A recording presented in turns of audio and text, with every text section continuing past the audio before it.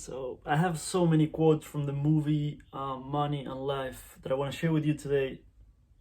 Let's get right to it because there's so much. So many beautiful things in here. The first quote: if you let go of trying to get more of what you don't really need, it frees up energy to nourish, pay attention to, and make a difference with what you already have. Lynn Twist. There's so much within that small short quote that we could talk for an hour about, but let me just, there are things that really caught my attention, that when we let go of trying to get more of what we don't really need, I've talked about that a lot, that first of all, we're influenced by our culture, society, our families, our surroundings, our friends, our teachers, everyone around us. We're influenced as to what to want, which sounds crazy, but I mean, how many examples do we have of people that became, I don't know, a specific career profession, like a doctor, lawyer, engineer, something, and they realized that they went on that path because their parents wanted them to? Or how many people, for example, want to get a fancy house, a fancy car, fancy clothes, and just a lot of fancy things in their lives, and then they realize, you know what, I actually just want to sell everything and travel the world. So it's fascinating that sometimes we're sacrificing our time to make more money for the things that we want, and sometimes one of the things that we actually want is to have more time. So it's really fascinating, that relationship that we have with the things that we think we want, that we think we need, but we don't really need, but we still want. So it's such a fascinating relationship. But when you let go of trying to get more of what you don't really need, it frees up energy. That's what I've seen in my life, and what I continue to see in my life. To nourish, pay attention to, and make a difference with what you already have. I talk a lot about the relationship between these. There's nothing wrong with wanting more. That's a part of being a human being. But we need to balance that journey with gratitude for what we already have. And I definitely agree with what she said about it frees up energy. When we stop chasing the things that we don't really need, it frees up so much energy. I actually, at the time that I'm recording this video, I just took a 1-week break from social media. I still share my videos on YouTube, but I took a break from Facebook and Instagram. And I don't use anything else for social media. And it felt incredible. It feels amazing. Yes, there's things that I want to share, but the amount of energy and time that it frees up for me to do what I really, really want to do is incredible. It's incredible. So sometimes it feels great, that little, very short, temporary boost of it feels so nice to get a bunch of likes on something that I shared, or beautiful comments on something that I share. But what I actually truly want is to go deeper with my work and not care about how many likes my video gets, but how good I can get at making these videos and sharing these ideas and sharing these messages in a way that can have a better impact. So I've become very clear in, I don't know, maybe the last year. It keeps getting more and more and more clear that I thought I wanted a huge YouTube channel and a huge following in social media, which of course is amazing and helps. Because when you believe in the message that you're sharing, you want it to get out to a lot of people, of course. But what I actually want, what excites me more, what it's more exciting for me and feels better for me, is to actually, the journey of getting better at what I do and being able to help more people in a deeper and more powerful way. So getting more clear on what is it that I really need or want, and freeing up that time and energy to do what I actually really need and want.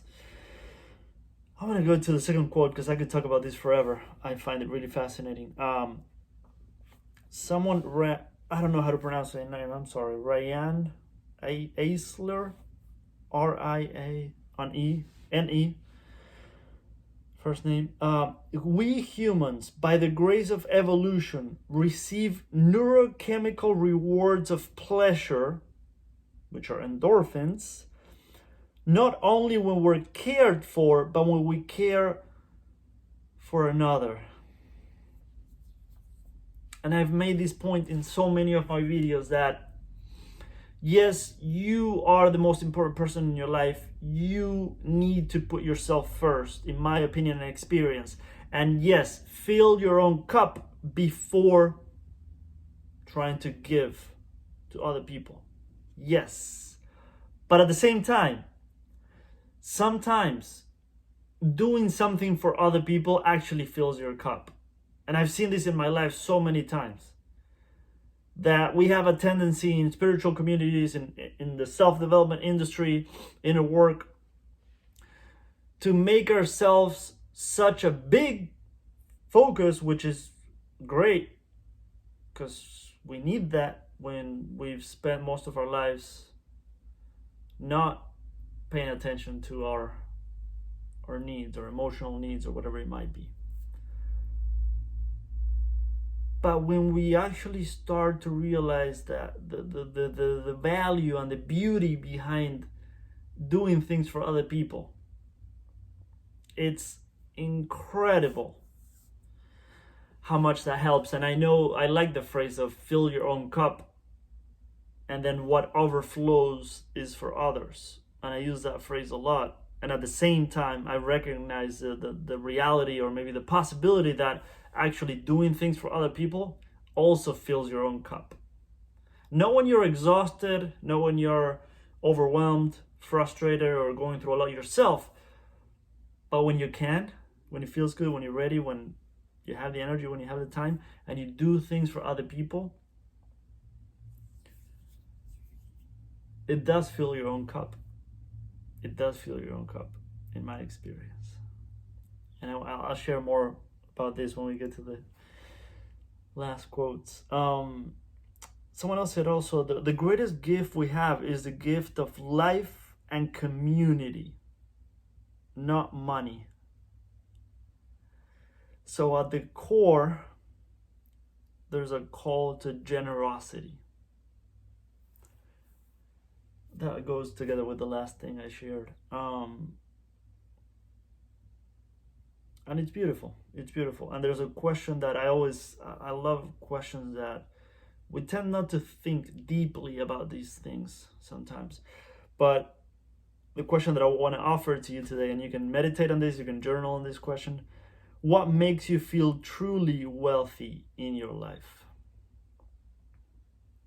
What makes you feel truly wealthy in your life?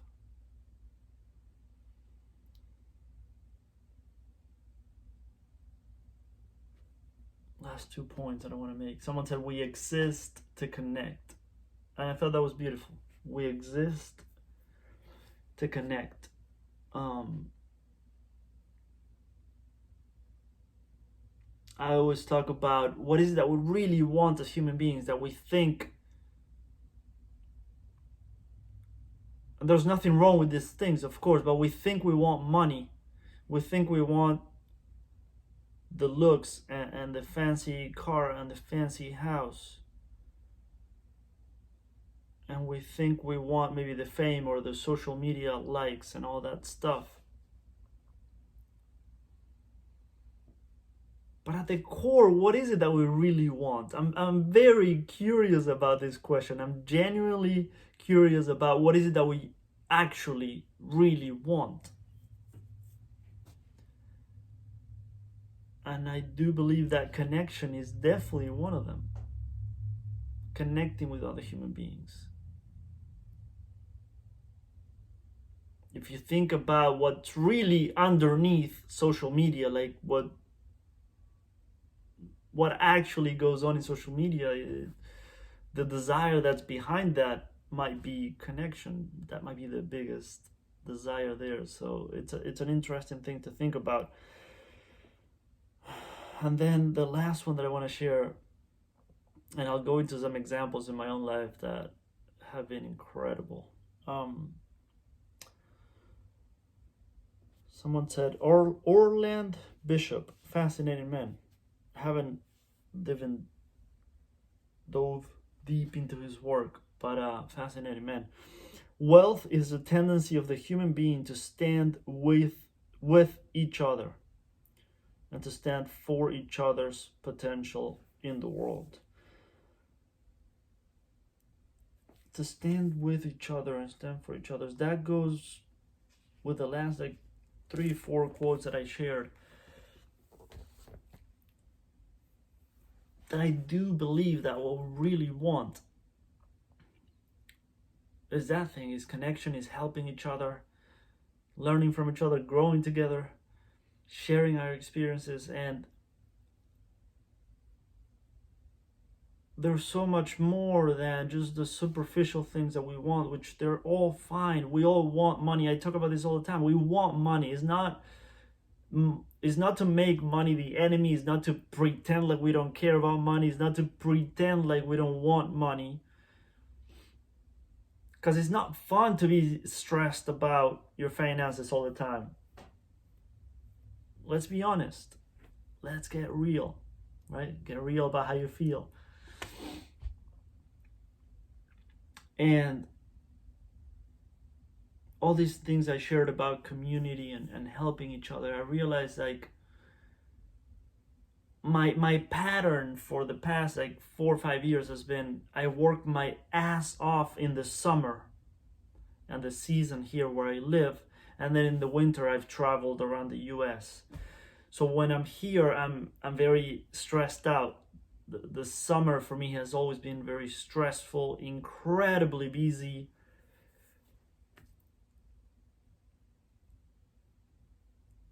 And yes, there's a lot of beauty behind that because it allows me to follow my dreams and travel around the US. And I was able to live in my van and traveled around the US twice in my van and then twice in just my car and staying in hostels. And it was incredible, an incredible experience. But that pattern, that cycle of incredible amounts of stress, and then I just go completely off grid, and then incredible amounts of stress, and the finances as well. I make a lot of money, and then it just all goes away. Go into debt, then make more money, go into debt. And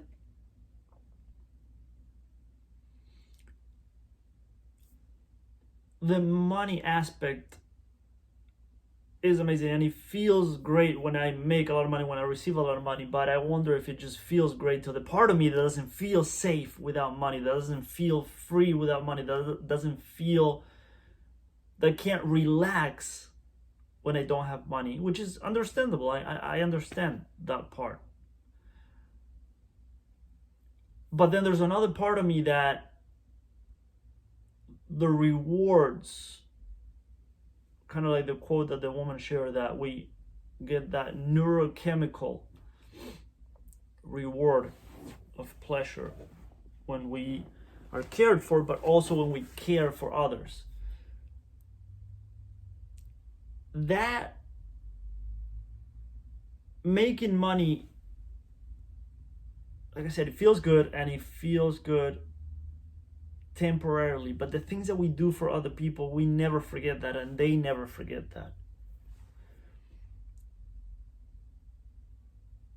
And that deeper feeling is what I think we're actually craving and searching for. But we've been told that, and influenced to think that money is what we want, and luxury and this and that, and they're all amazing, they're fine, they're beautiful. But we need to remember that we're human beings with a heart, and there's something deeper that we want. I remember, for example, in 2020, in the middle of the pandemic, when it became kind of a thing that when someone had a birthday, because we couldn't do much, we couldn't go out, we couldn't get together, the police in that town, or even the firemen and everything, they went around the house with the sirens and a lot of noise, and people kind of went out to cheer for the birthday person. And we did that for, well, even going back, one of our friends here in the community had a child with a lot of complications throughout birth, and then when he was born, well, throughout birth I'm not sure, but when he was born, he needed a lot of surgeries, he needed a ton of support. They never knew what was going to happen because he was in an incredibly tough and stressful situation. She couldn't work because she had to be with him 24/7. So we did a fundraiser in the community, and I shared it on Facebook, and we shared it all over the place. And we collected a pretty nice amount of money that she was blown away. And her husband, who actually had to work a ton to be able to make the money that they needed, they were incredibly grateful. And that feeling and that experience that we all had in the community, and how we inspired each other to help each other, that's priceless. And I'm getting crazy chills right now. It's priceless to be able to do that for other people.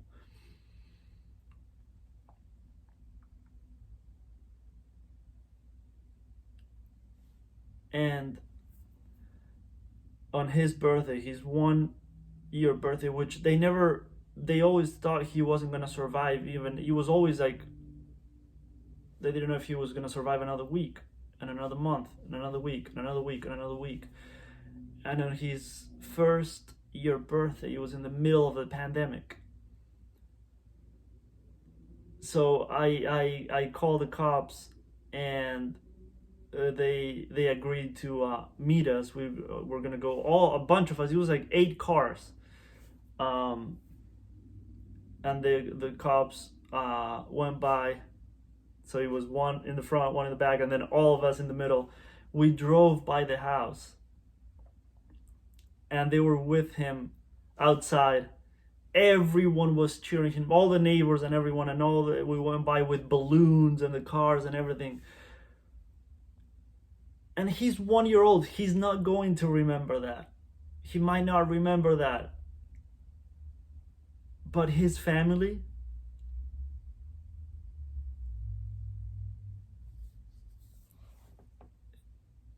will never forget that. And the neighbors who saw that will never forget that. And it was also at a time, it was shortly after. There's so much that I could talk about this one experience, but it was shortly after what happened with George Floyd and the police and all those protests. So in some ways, it was also a reminder for our community, because I truly believe this, that of course there's a lot of good cops out there, of course. So it was a reminder for our entire community that these cops went out of their way, because I actually had to call a bunch of different times because it was tough to actually find the person who could take care of this, and they went out of their way to get back in touch with me, make sure that they were able to make it work for our schedule and everyone involved in this and that, and they won't forget that. We won't. Like, there's so much that goes on when we're actually doing things for people in our community. And the example too of, and I'm not sharing this to, I think the phrase is like toot my own horn in English, right? These are examples to inspire all of us to do things for our community. But I remember when we had a friend, really incredible, beautiful human being, who was diagnosed with cancer, and he started. Everyone in the community loved him. He was an incredible person, beautiful, beautiful, beautiful human being, and his health started kind of going downhill, and I helped him out with like nutrition and things and recommendations.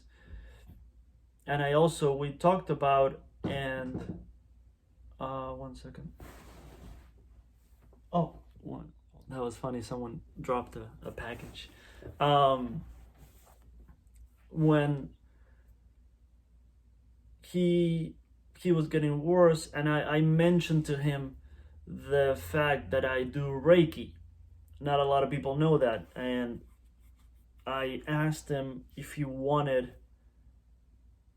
I told him I won't take it personally if you don't want to, if you don't believe in this, but if you want to, I can do Reiki on you. And he loved the idea. He was very open to it, and I started going to his house every night, every day. I went to his house after he had dinner so that he could already lay in bed and relax. And I did Reiki with beautiful music and incense, and many times he actually fell asleep. And he started to tell me, like, I had the most incredible night of sleep after you did Reiki on me, and I'm feeling better, and this and that. And soon after that, I was already scheduled to go on a trip. And I remember, like, one of the last days before I was about to leave, his kids came from, they don't live very close by, so they came for like a week or a weekend because they could tell that he was getting worse. What we were doing together was helping him feel better, but health-wise, he was getting worse. And when I left the room,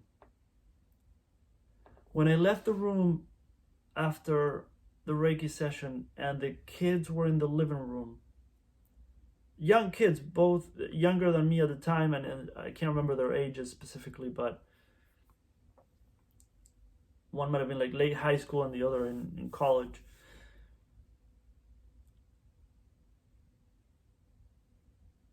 Having those kids thank me in the way they did, and the conversations that we had, and having his wife thank me the way she did, and the hugs she gave me, and I'm getting chills again. That's priceless. That's priceless. And the beauty of it is that, like I said, our actions, it's easy to talk the talk, but our actions are what inspire other people. And those kids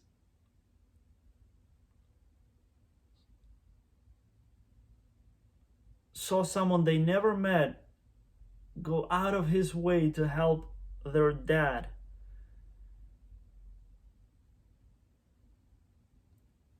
They will never forget that, and that will inspire them at some point in some kind of way to help someone else.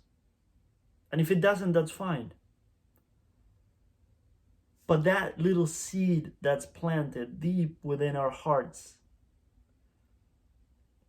that grows over time. And sometimes I think, like, kind of like that question, what makes you feel truly wealthy in life? Is it really accumulating a lot of money?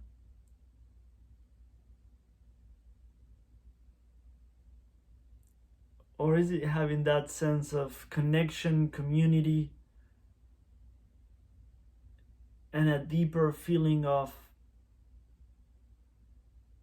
I always talk about, I think one of the deeper questions that we have within ourselves is like, does my existence even matter? Like, we all want to feel like we matter. And having that deeper sense of purpose, or of a vision that you have, a mission that you have, and that your actions, your lifestyle, your life, your presence here in this world can have an impact and can help other people. So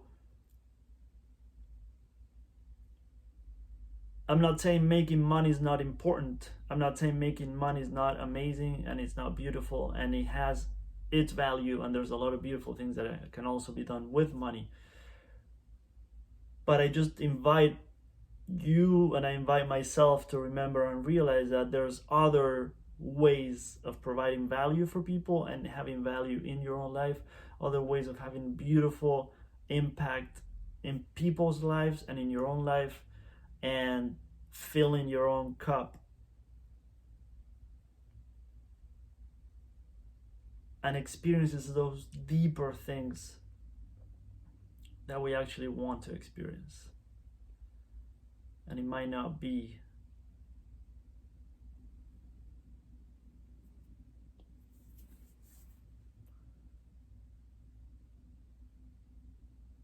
what we think it is.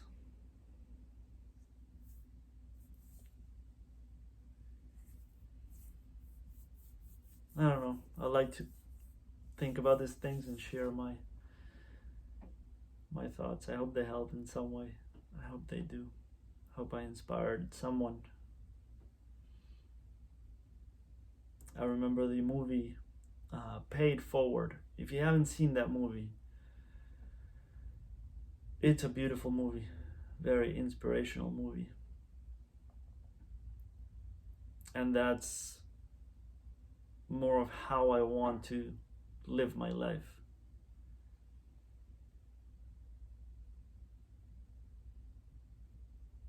Let's pay it forward. Thank you so much for watching. Have an amazing day.